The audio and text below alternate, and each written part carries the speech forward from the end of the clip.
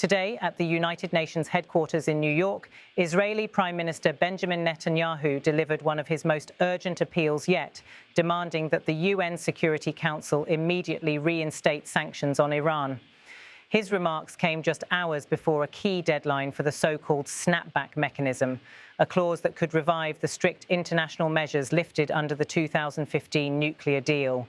Standing at the UN podium, Netanyahu warned that the world was once again facing a familiar danger. In his words, we must remain vigilant.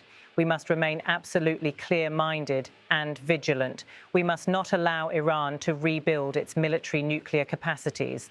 Iran's stockpiles of enriched uranium, these stockpiles must be eliminated, and tomorrow, UN Security Council sanctions on Iran must be snapped back. This stark message framed the Israeli leader's address as more than just another diplomatic statement. It was a call to action at a moment when the international community is divided over how to confront Tehran's growing nuclear ambitions. For many at the United Nations, the timing could not be more critical. The 2015 Iran nuclear agreement, formerly known as the Joint Comprehensive Plan of Action, eased UN sanctions in exchange for strict limits on enrichment. But in recent years, with allegations that Iran has exceeded those limits and built up stockpiles of highly enriched uranium, the deal's future hangs by a thread. Netanyahu's demand for the sanctions to snap back is essentially an effort to restore the pressure that once curtailed Iran's program. The so-called snapback provision was designed as a safeguard. If a signatory to the nuclear deal believes that Iran is in serious violation, that country can trigger a process to restore all previous UN restrictions, including those on arms sales, ballistic missile activities, and the import of sensitive nuclear technology. Netanyahu argues that the time for such a step has arrived. Behind the scenes, diplomats say that some Security Council members, notably the United States, the United Kingdom, and France, share Israel's concerns and are prepared to consider new measures. Yet other influential members, Russia and China, have resisted additional sanctions, insisting that diplomacy should be given more time and that more penalties could push Iran further away from compliance. This split highlights the geopolitical rift Netanyahu's speech has brought into sharp focus. Throughout his address, the Israeli leader portrayed Iran's nuclear ambitions not as a local or even regional problem, but as a direct challenge to global stability. He warned that allowing Tehran to proceed unchecked could lead to a nuclear-armed state in the volatile Middle East, a development he called an intolerable threat to international peace and security.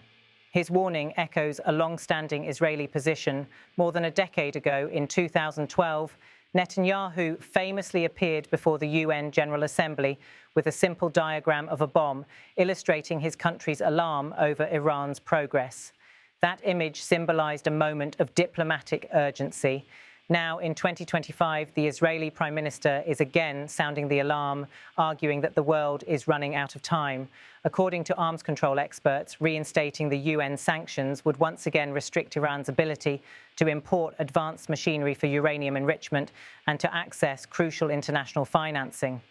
Such measures, they say, could slow the country's nuclear progress. But those same analysts warn that it could also provoke Tehran into retaliation, potentially escalating conflicts across the Gulf, heightening tensions with Israel, and further straining already fragile regional dynamics.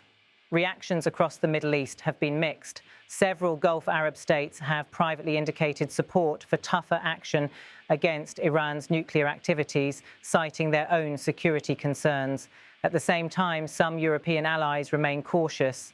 They fear that renewed pressure without a clear diplomatic pathway might drive Tehran to abandon all remaining commitments and accelerate its enrichment program, a scenario that would further complicate efforts at peaceful resolution.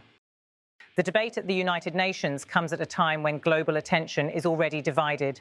Conflicts in Ukraine, instability in Gaza, and the worsening humanitarian crisis in Sudan have consumed much of the diplomatic bandwidth. Netanyahu's speech was therefore a bid to refocus international attention on what he described as an imminent threat to the global order. UN officials have confirmed that the Security Council will meet in emergency session tomorrow to deliberate Israel's demand. Diplomats say the discussion will be contentious, with several member states weighing the risks of escalation against the dangers of inaction. For Israel, the stakes could not be higher. Netanyahu has repeatedly declared that his government will not tolerate a nuclear-armed Iran. a position that has shaped Israeli security policy for decades. He argues that any further delay in confronting Iran's nuclear progress will only embolden Tehran and raise the cost of stopping it in the future. As the world watches the unfolding debate at the United Nations, questions remain about the path forward. Will the Security Council heed Netanyahu's call and reimpose the full set of sanctions that once constrained Iran's program? Or will divisions among the major powers leave the issue unresolved, buying Tehran more time?